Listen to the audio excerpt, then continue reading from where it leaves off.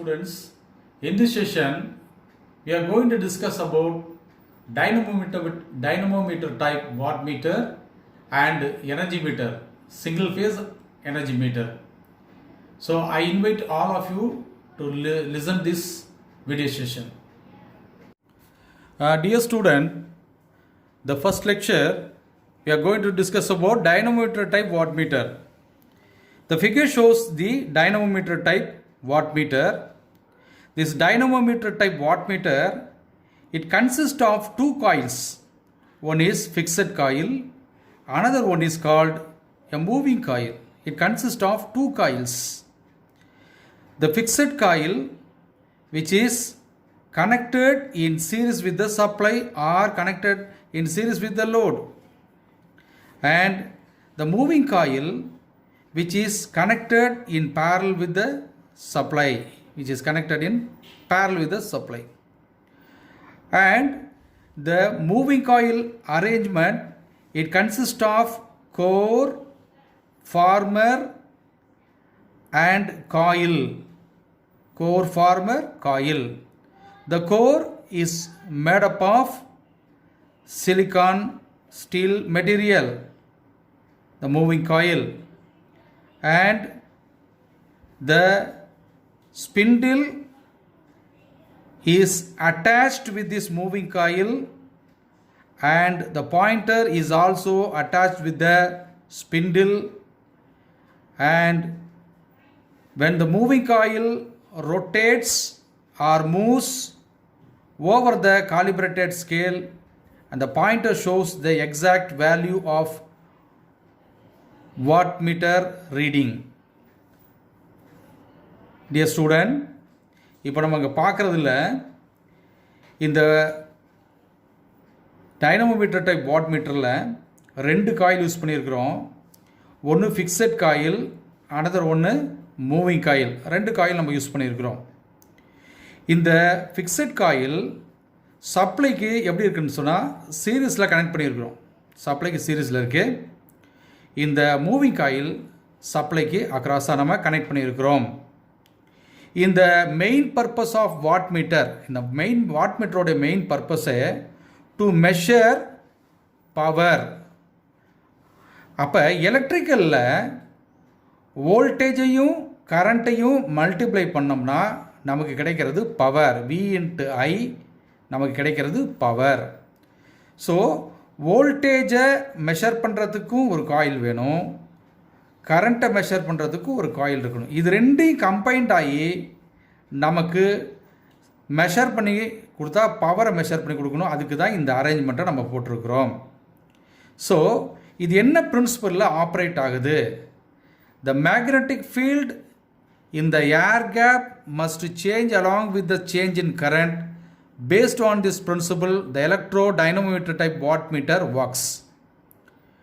Generally, the electro-dynamometer type instrument, because once the instrument is calibrated with a DC source and can be used without any modification for AC measurement, so it is called transfer instrument.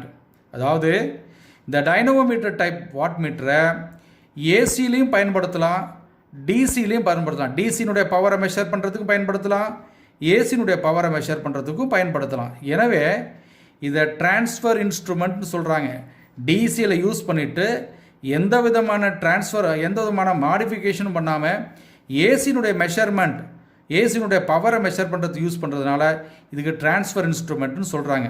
So next இந்த instrument ஓரளவு நமக்கு அக்யூரஸியாக ஏசியும் டிசியும் measure பண்ணி காட்டும். அதில் எந்த விதமான சந்தேகமும் கிடையாது. நெக்ஸ்ட்டு நம்ம இதனுடைய கன்ஸ்ட்ரக்ஷனை நம்ம பார்க்க போகிறோம். கன்ஸ்ட்ரக்ஷனல் டீட்டெயில்ஸ் நம்ம பார்க்கும் பொழுது இந்த dynamometer type wattmeter it consist of fixed coil, moving coil, controlling arrangement, moving system, damping system, shielding, cases and scales அப்படின்னு ஒரு 7 பார்ட்டாக இருக்குது. இதில் ஃபஸ்ட்டு எடுத்த உடனே ஃபிக்ஸட் காயில். இந்த ஃபிக்ஸட் காயில் என்ன இருக்குது, இதில் ஃபிக்ஸட் காயில்னு சொன்னது இந்த F1 F2ன்னு நம்ம இண்டிகேட் பண்ணியிருக்கோம் இல்லையா, இதுதான் ஃபிக்ஸடான காயில், ஸ்டேஷ்னரியாக இருக்கக்கூடியது, மூமெண்ட் எது இல்லாத ஒரு காயில். ரைட்டா? இந்த ஃபிக்ஸட் காயில் என்ன பண்ணுன்னா, the necessary field required for the operation of instrument is produced by the fixed coils. A uniform field is obtained near the center of coil due to division of coil in two sectors. இதில் யூனிஃபார்மாக magnetic field உருவாகணுங்கிறதுக்காக தான் இந்த fixed காயிலை ரெண்டு ஹாஃபாக எடுத்து ரெண்டு பார்ட்டாக நம்ம போட்டிருக்கோம். சரிதானா? அடுத்தது, fixed coils are wound with fine wire for voltmeter, while for ammeter and wattmeter it wound with heavy wire. இந்த டைனமோமீட்டர் டைப் வாட்மீட்டர் இது வோல்ட்மீட்டராக நம்ம பயன்படுத்தினோம்னாவோ அம்மீட்டராக பயன்படுத்தினாக்க இதில் யூஸ் பண்ணக்கூடிய ஒயர்ஸ் வந்து, இந்த ஃபிக்ஸட் காயிலில் யூஸ் பண்ணக்கூடிய ஒயர்ஸ் வந்து ஃபைன் ஒயராக யூஸ் பண்ணணும், மெல்லிய கம்பியை யூஸ் பண்ணணும். இது வாட்மீட்டராக நம்ம பயன்படுத்துகிறோம்னா இதில் தடித்த கம்பிகளை நம்ம பயன்படுத்தணும். ஏன் தடித்த கம்பிகள் பயன்படுத்தணும்னா இதில் வழியால் லோடு கரண்ட்டு ஃப்ளோ ஆகிறதுனால இது தடித்த கம்பியை நம்ம பயன்படுத்த வேண்டும். அடுத்தது மூவிங் காயில். இந்த மூவிங் காயில்ங்கிறது எது, இந்த பார்ட் இருக்கு இல்லைங்களா, இதுதான் மூவிங் காயில். சரியா? இதுலேயும் அதே தான் இந்த மூவிங் காயில் அரேஞ்ச்மெண்ட் இங்கே காமிச்சிருக்கிறோம். ஓகே, இந்த moving coil is wound either as a self-sustaining coil or else on a non-metallic former. The moving coil light in weight as well as rigid controlling arrangement. rigid அப்படின்னு போட்டிருக்கோம். இந்த moving காயிலை பொறுத்த வரைக்கும் light இன் wait கம்மியாக இருக்கணுங்கிறதுக்காக இந்த arrangement நம்ம பண்ணியிருக்கிறோம். சரிதானா? லைட் இன் வெயிட்டாக இருக்கணும், ரிஜிட்டாகவும் இருக்கணும். Next controlling arrangement. The controlling torque is produced by the spring arrangement. இந்த டயக்ராத்தில் பார்த்தீங்கன்னு சொன்னால் இதில் கண்ட்ரோலிங் டார்க் ப்ரொடியூஸ் பண்ணுறதுக்காக தான் என்ன பண்ணியிருக்கிறோம், ரெண்டு ஹேர் ஸ்ப்ரிங் யூஸ் பண்ணியிருக்கிறோங்க. ரெண்டு ஹேர் ஸ்ப்ரிங். நம்ம இந்த ஹேர் ஸ்ப்ரிங்கினோட யூஸ்னால நமக்கு கண்ட்ரோலிங் டார்க் கிடைக்கும். நம்ம ஏற்கனவே நான் சொல்லியிருக்கிறேன், மெஷர்மெண்ட்டு நம்ம படிக்கும்போது ஒன்று டிஃப்ளெக்டிங் டார்க் நமக்கு தேவை. அந்த டிஃப்ளெக்டிங் டார்க்கை கிரியேட் பண்ணுறதுக்கு தான் இந்த ரெண்டு காயில் யூஸ் பண்ணுறோம். ஃபிக்ஸட் காயில், மூவிங் காயில், இது ரெண்டு யூஸ் பண்ணுறதுக்கு மெயின் அவசியமே நமக்கு டிஃப்ளெக்டிங் டார்க்கை ஜென்ரேட் பண்ணணும். ஃபிக்ஸட் காயில் வழியால் கரண்ட் ஃப்ளோ ஆகும்போது இதில் ஒரு மேக்னெட்டிக் ஃபீல்டு உண்டாகும். மூவிங் காயிலில் கரண்ட் ஃப்ளோ ஆகும்போது இதுலேயும் ஒரு மேக்னெட்டிக் ஃபீல்டு உண்டாகும். Interaction of this two magnetic field என்ன உண்டாகும், இந்த ஏர் கேப் டிஃப்ரென்ஸ்னால இதில் வந்து என்ன உண்டாகும், ஒரு டார்க்கு ஜென்ரேட் ஆகும். அந்த டார்க் ஆர் மூவ்மெண்ட்டு இந்த பாயிண்ட்டை மூவ் பண்ணி எவ்வளோ வேல்யூ வந்து இதில் பவர் இருக்குங்கிறத மெஷர் பண்ணி காட்டும். சரிதானுங்களா? அடுத்து நெக்ஸ்ட்டு இந்த கண்ட்ரோலிங் டார்க்கை ஜென்ரேட் பண்ணுறதுக்கு தான் நம்ம ஹேர் ஸ்ப்ரிங் யூஸ் பண்ணியிருக்கிறோம். நெக்ஸ்ட்டு டேம்பிங் டார்க்னு ஒன்று நமக்கு தேவை. எதுக்காக டேம்பிங் டார்க்கு தேவை? டேம்பிங் டார்க்கோடைய அவசியம் என்னென்னா, இந்த பாயிண்டர் ஒரு பர்டிகுலர் வேல்யூவில் கரெக்டாக நம்ம காட்டணும். ஃபார் எக்ஸாம்பிள் ஒரு 5 ஆம்ஸில் கரெக்டாக காட்டணும்னா 0லேருந்து அது அப்படியே நேராக போயிட்டு 5 ஆம்ஸில் நிற்கணும். ஆனால் ஆக்சுவலாக இந்த டேம்பிங் ஃபோர்ஸ் இல்லைன்னு சொன்னால் பாயிண்டர் ஒரு பர்டிகுலர் பொசிஷனில் இல்லாமல் அந்த ஸ்டெடி ஸ்டேட் வேல்யூவில் அது என்ன ஆகிட்டு இருக்குன்னா ஆசிலேட் ஆகிட்டே இருக்கும், ஒன்றுக்கு ஒன்று ஆசிலேட் ஆகிட்டே இருக்கும். ஃபைனல் ஸ்டெடி ஸ்டேட் வேல்யூவில் ஆசிலேட் ஆகிட்டு இருந்தால் we cannot able to measure the exact value. So damping torque is used to obtain the exact value on the pointer and the scale arrangement. So it avoids the oscillation. Next, இந்த deflecting torque பற்றி பார்த்துட்டோம், controlling torque பார்த்துட்டோம், damping torque நம்ம பார்த்துட்டோம். Next இந்த moving சிஸ்டத்தை குறித்து பார்க்க போகிறோம். The moving coil is mounted on a aluminum spindle. இந்த ஸ்பிண்டில் வந்து அலுமினியங்கிற மெட்டீரியலால் ஆகியிருக்குது. It consist of counterweight and pointer. ஒரு கவுண்டர் வெயிட் போட்டிருக்கோம், பாயிண்டரோடு இருக்குது. டேம்பிங் டார்க்கை ப்ரொவைட் பண்ணுறதுக்காக இங்கே நம்ம ஏர் ஃப்ரிக்ஷன் டேம்பிங் நம்ம யூஸ் பண்ணியிருக்கிறோம். வேறு டேம்பிங் நம்ம இந்த இடத்துல பயன்படுத்த முடியாது. சரிதானா? எஸ்பெஷலி எட்டி கரண்ட் டேம்பிங்ஸை இதில் பயன்படுத்த முடியாது. அதனால் இங்கே ஏர் ஃப்ரிக்ஷன் டேம்பிங் நம்ம யூஸ் பண்ணியிருக்கிறோம். இந்த next, the field produced by this instrument is very weak. Even earth magnetic field considerable affects the reading. So shielding is done to protect it from stray magnetic fields. It is done by enclosing in a casing of high permeability alloy and cases and scales. Laboratory standard instruments are usually contained in polished wooden or metal cases which are rigid. The case is supported by adjustable leveling screw. So இது வந்து இந்த இன்ஸ்ட்ருமெண்ட்டுக்கு சுற்றிலும் நமக்கு ஒரு protecting cover நமக்கு தேவை. அந்த protecting cover உடன்லேயோ அல்லது மெட்டல் கேசஸ்லையோ பயன்படுத்தியிருப்பாங்க, ரிஜிட்டாக இருக்கணுங்கிறதுக்காக. ஸோ இந்த இதில் மெத்தட் பயன்படுத்தியிருப்பாங்க. நெக்ஸ்ட்டு நம்ம பார்க்குறது ஃபைனலாக இந்த டைனமோமீட்டர் டைப்பினுடைய டார்க் ஈக்குவேஷனை நம்ம பார்க்கணும். ஸோ டிசி ஆப்ரேஷனில் for DC current of I1 and I2 ஏற்கனவே நம்ம சொல்லியிருக்கிறோம். எது I1? இதில் ஃப்ளோ ஆகுடைய கரண்ட், ஃபிக்ஸட் காயிலில் ஃப்ளோ ஆகுடைய கரண்ட்னால் வரக்கூடிய ஃபிக்ஸட் கரண்ட் I1, மூவிங் காயிலில் இருக்கக்கூடிய current I2. Okay, so for DC current of I1 and I2, deflecting torque TD is equal to I1 I2 dm by dq. That is equation 1. So இந்த இடத்துல எம்னு போட்டிருக்கோம் இல்லையா, அது எம்முங்கிறது என்னென்னா mutual induction between coil 1 and 2. இந்த moving காயிலுக்கும் fixed காயிலுக்கு இடையில் இருக்கக்கூடிய மியூச்சுவல் இண்டக்ஷன், ரெண்டு காயிலுக்கு இடையில். The controlling torque is provided by spring arrangement TC is equal to K theta, equation number 2. At steady state, TD is equal to TC.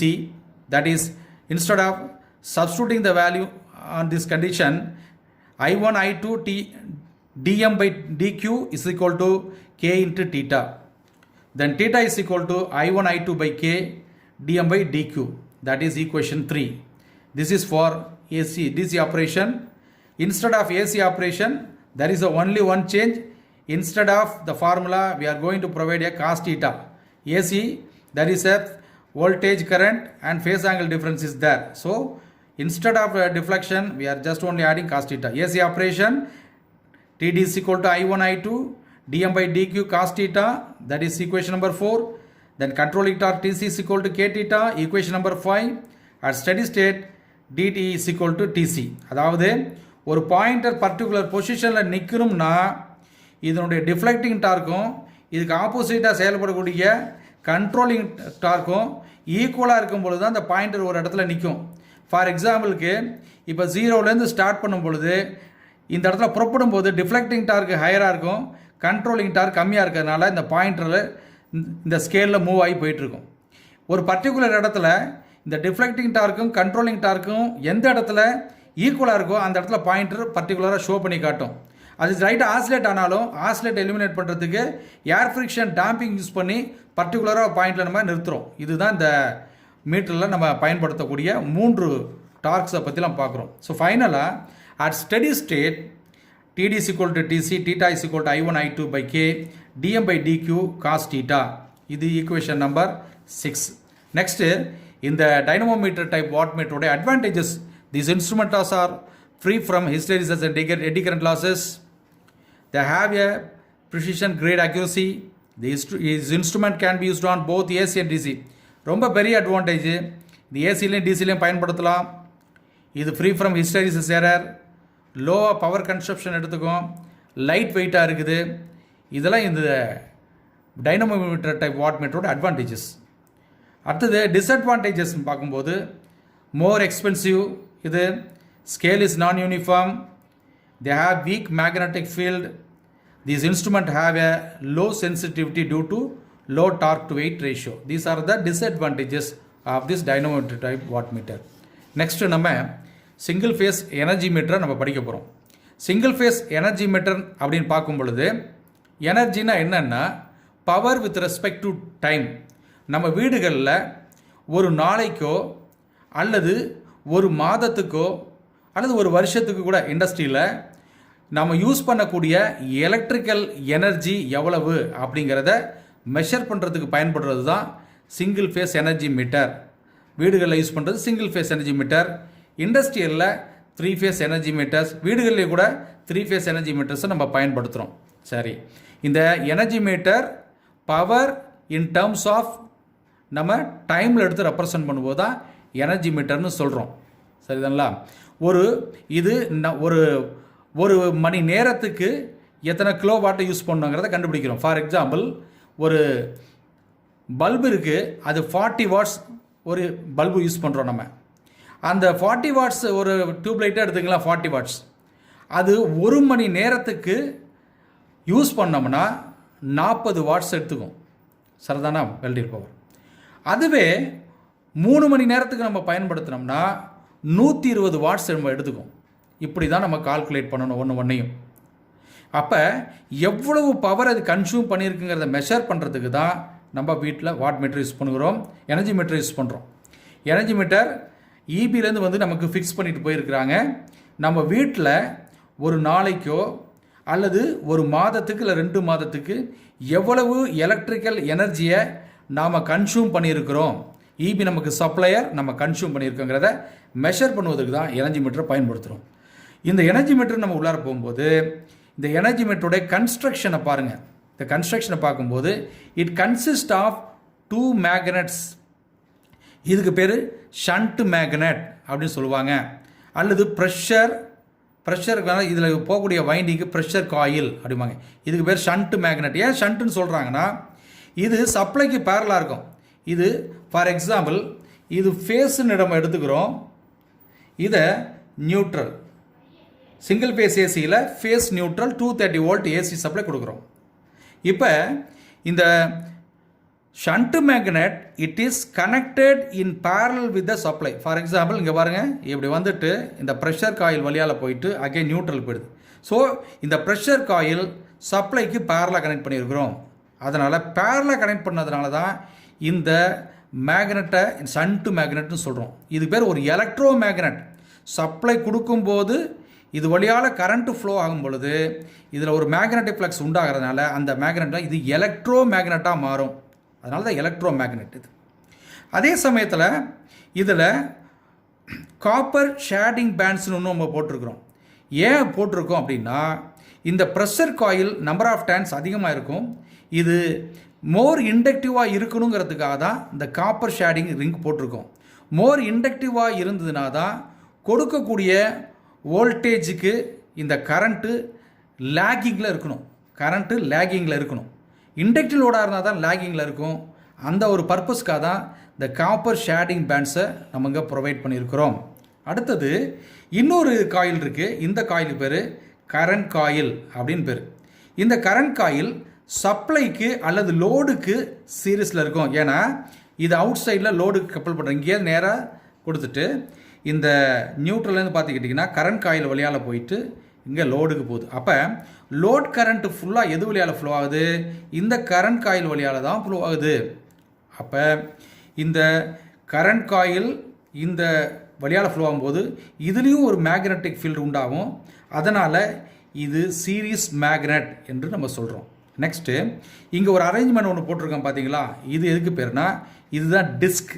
இது ஒரு aluminium disc. இது ஒரு ஸ்பிண்டிலில் நம்ம கனெக்ட் பண்ணியிருக்கிறோம்.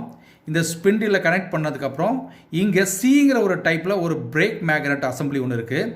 இப்போ இந்த டிஸ்க்கு என்ன பண்ணும்னா, நம்ம சப்ளை கொடுத்த உடனே இந்த ஷண்ட் மேக்னெட்டில் வந்து என்ன உண்டாகும்?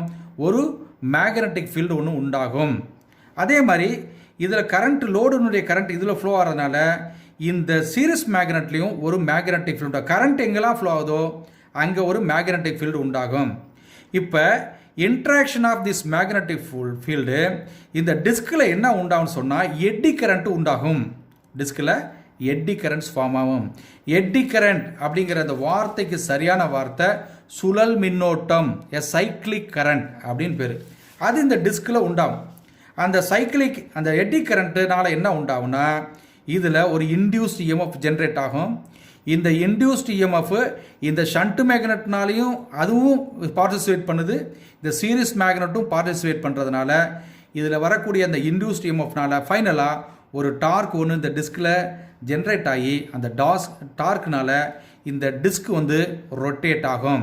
இது ரொட்டேட் ஆகிறது எதை பொறுத்து இருக்குனாக்க, இந்த ப்ரெஷர் காயிலில் இருக்கக்கூடிய மேக்னட்டிக் ஃபீல்டை பொறுத்தும் அல்லது மேக்னட்டிக் ஃபீல்ட் இதில் போகக்கூடிய current I2 is directly proportional to the supply வோல்டேஜுக்கு ப்ரொபோஷனேட்டான கரண்ட்டாக இருக்கும். இந்த I1ங்கிறது லோடுனுடைய கரண்ட்டுக்கு ப்ரொபோஷனேட்டாக இருக்கும். ரைட்டா?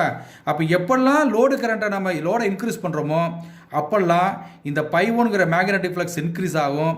அப்போ இதில் உருவாகக்கூடிய எட்டி கரண்ட் அதிகமாகும்.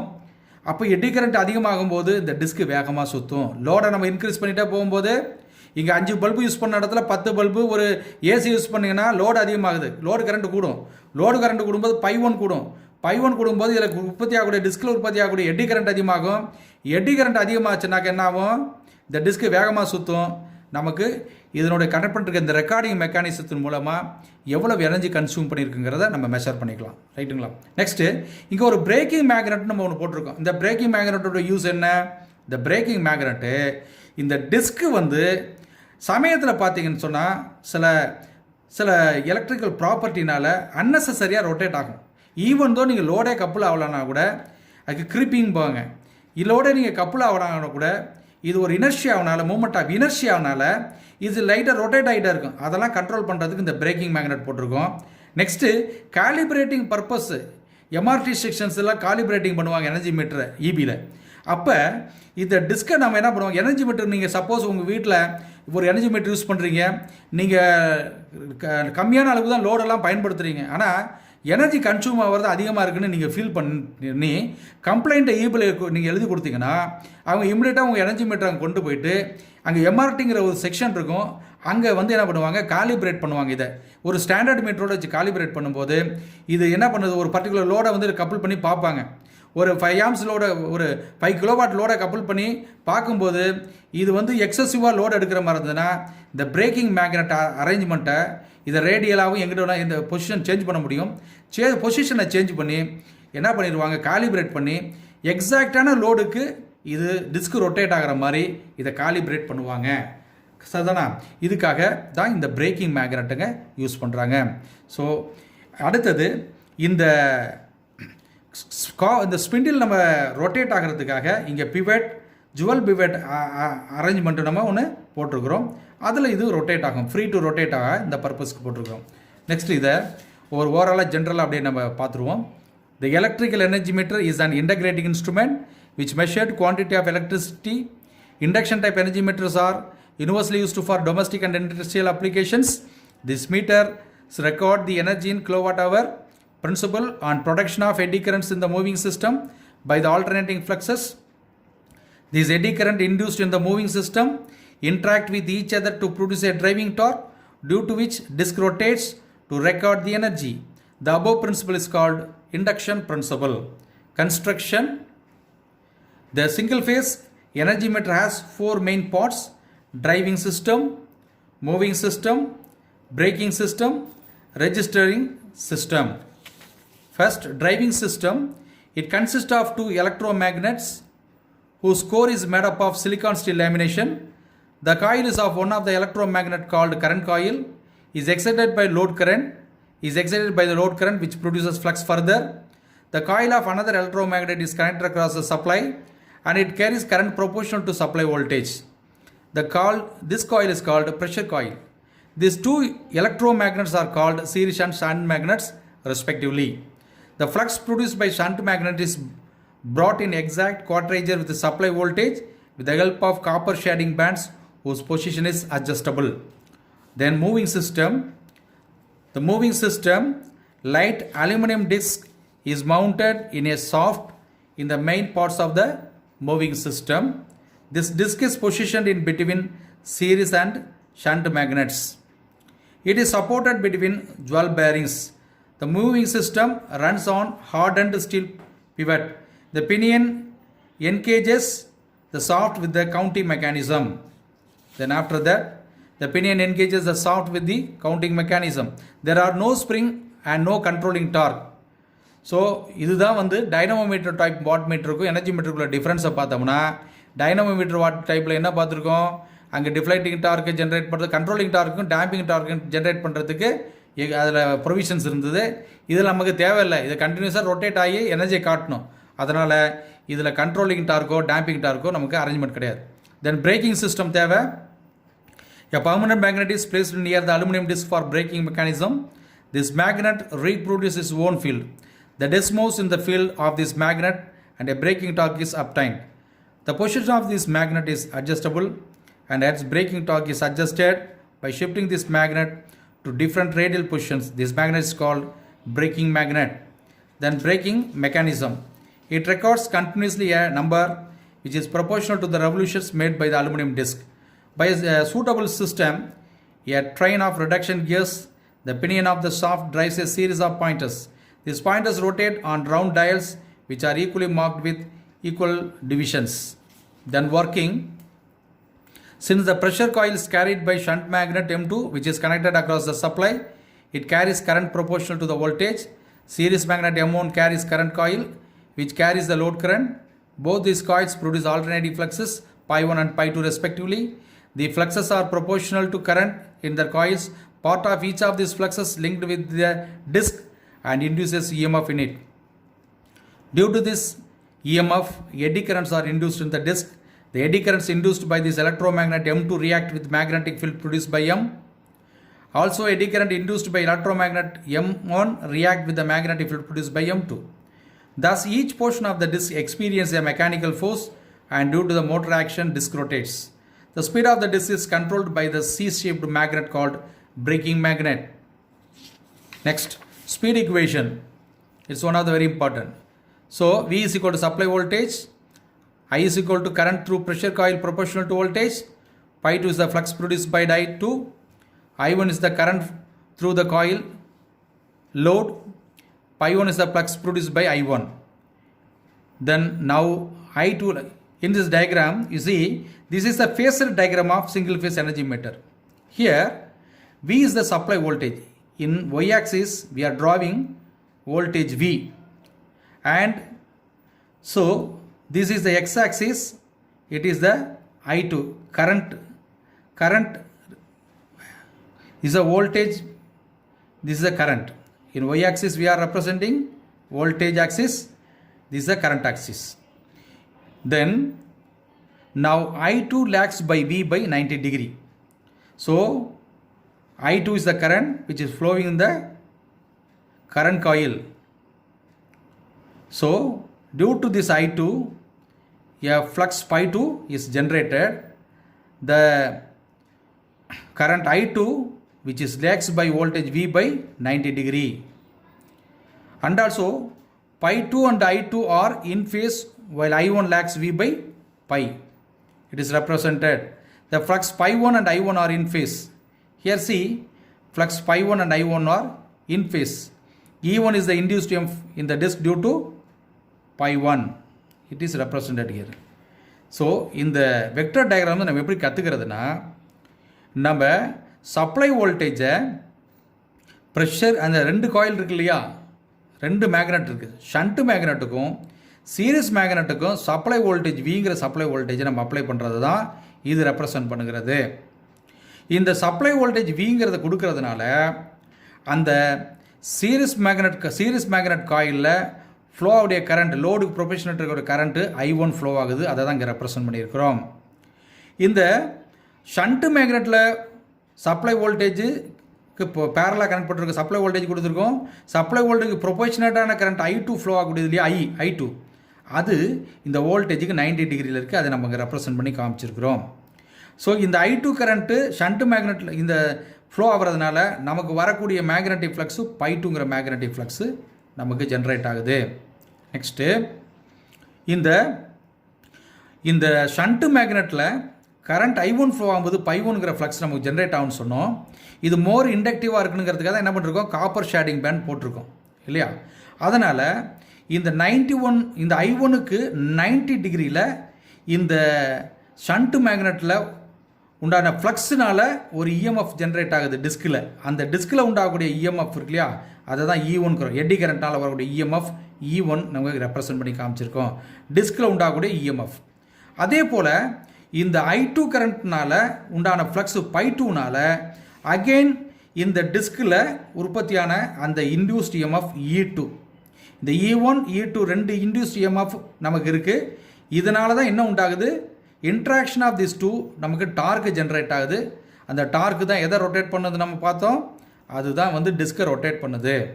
ஸோ இதில் அதான் நம்ம ரெப்ரசன்ட் பண்ணி காமிச்சிருக்கோம். இங்கே E2 நம்ம சொன்னோம்னா எதை பற்றி சொல்லணும், E2க்கு I2க்குள்ள ரிலேஷன்ஷிப் நம்ம எப்படி சொல்ல முடியும், E2க்கு I2க்குனா I2க்கு E1க்கும் பைங்கிற ஃப்ளக்ஸ் இருக்குது.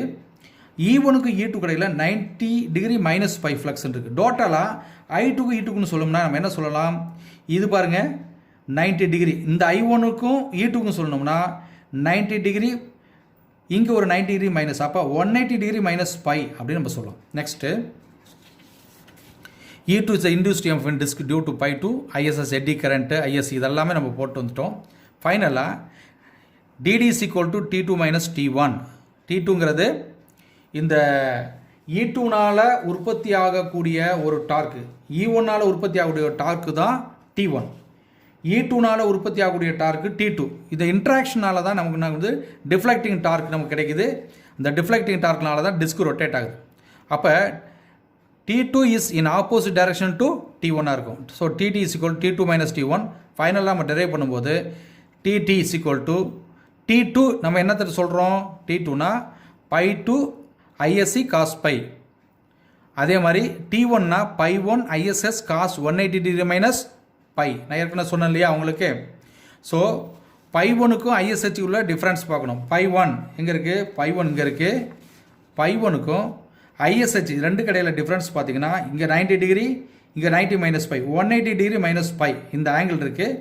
I1 by 1 180 degree minus by போட்டோம்னா நமக்கு என்ன கிடைக்கும், அதுதான் வந்து T1 ரெப்ரசன்ட் பண்ணிருக்கோம் நமக்கு T1. T2 நம்ம பண்ணோம்னா பை 1 ISS அது போட்டிருக்கோம். ஸோ அதுதான் பை 2 ISC காஸ் பை.